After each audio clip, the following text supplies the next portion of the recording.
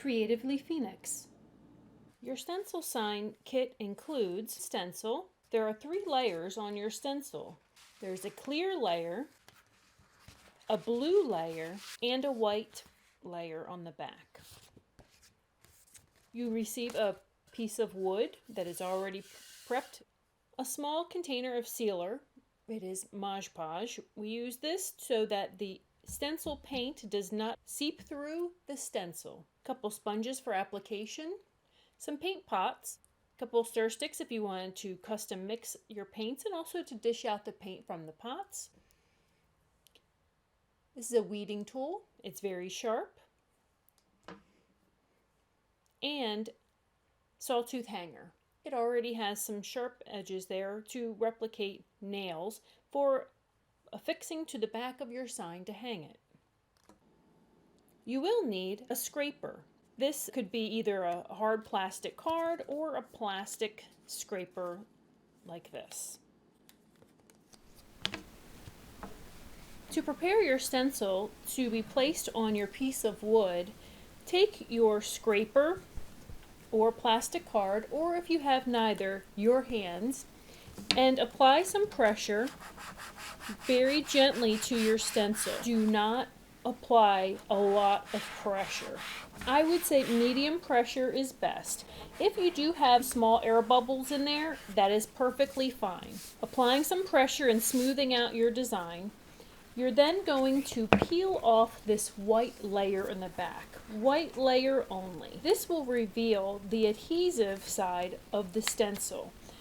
I found that peeling at an angle works best. If any pieces come up, you can use your weeding tool to push them back down. You can save this paper for when you weed out your pieces of stencil. Now I have 2 pieces of stencil material left. I have the blue stencil and that clear piece on top.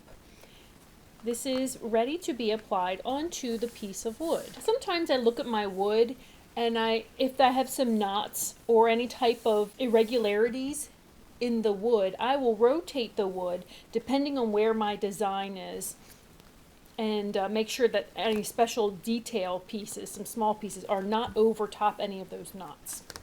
In a very well lit area, place stencil right on top of wood. I want to center it for the most part, but being a little off center gives it some character.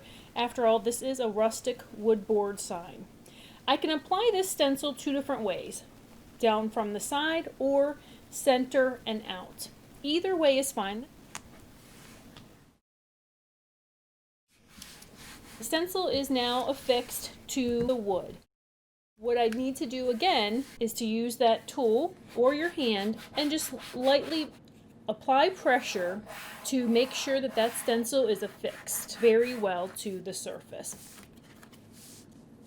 Next, I'm going to peel off that clear layer that is on top of the blue stencil. Clear layer is only a transfer layer. So I'm going to slowly peel this off and be conscientious not to have any of the pieces of my stencil come up. Now this is my stencil. I have some cutouts for my designs that I need to weed out. The easy way to identify what gets weeded is to look at my reference image and use my weeding tool, pull out the individual sections. I want to be careful if I've got some small details to make sure that they stay down, and I can push them down with the weeding tool.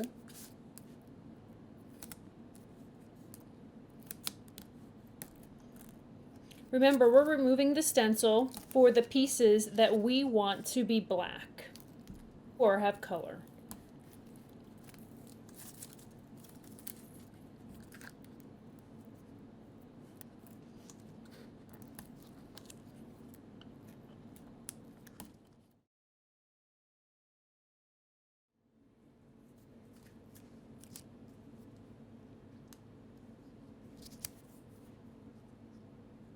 I like to spread the paints out a little bit on the palette. I'm going to be using the foam applicators to apply the stencil paint onto the stencil. I'd like to save the larger foam for larger areas and the smaller foam for smaller areas. So I'll be using this larger foam. I did use this same foam for the sealer initially, but I can still use it for the larger black area.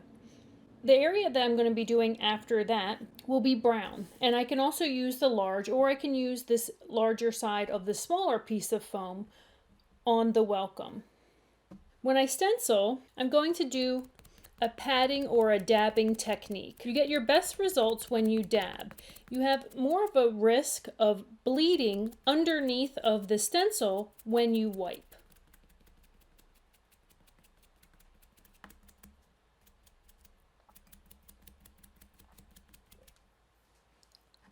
You can choose to put the paint that is provided anywhere you like on your stencil. For the welcome, I used black on the outside and then brown on the inside with an overlay of copper. A nice thin layer of brown paint on our welcome will be a great base for that copper. We do want this layer of brown to set up before we move on to the copper on top, unless you would like to blend the two together. The black paint is still just a little bit wet, but that's okay. I'm blending the black and the brown together in some spots. My brown is pretty much dry and I'm ready to put the copper on top. And you can do it so that the copper is evenly covering, but I want some variegation. I'm going to sporadically leave the copper paint on a little bit thinner in some spots and leave it a little bit thicker in others, but not too thick that it's going to take an hour to dry. I'm going to be careful around those sections that come close up to the spider. I can rotate to the smaller end of the foam. I'll let this coat set up and dry to about 75–80%, and if I want to go back over the welcome with a little bit more copper I can, and also the same for the black. If I wanted to put just a little bit more black over top, if it's pretty solid, there's no need to do another coverage of black, but if you miss some spots you can go ahead and touch them up after it sets up. To remove the stencil material, gently pull at an angle. You can use your weeding tool to remove stencil material. If I have any touch-up, I like to use the weeding tool and the paint and put the paint right on the edge of the weeding tool. You can fill right in any spots that may be missing paint.